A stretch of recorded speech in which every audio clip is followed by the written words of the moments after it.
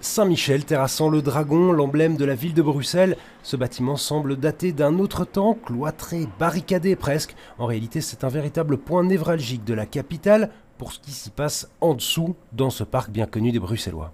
On est à quelques mètres de l'avenue Louise, dans le bois de la Cambre. Sous nos pieds, il y a de l'eau. Ça correspond à 3% environ des eaux captées chaque année par Vivaqua. 3% de la production annuelle, le reste est puisé en Wallonie dans 25 stations de captage. En Wallonie, elle provient essentiellement d'eau souterraine pour 60%, et à peu près 30-40% pour de l'eau de Meuse qui est traitée à Taillefer, une grosse usine de traitement d'eau, donc qui est traitée pour en faire de l'eau potable et qui est ensuite acheminée vers Bruxelles et ses consommateurs.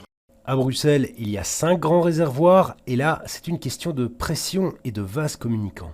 Les zones les plus hautes de la ville sont alimentées par nos réservoirs les plus hauts en altitude. Donc on joue par gravité, le réservoir doit toujours être plus haut que les habitations qu'il va alimenter.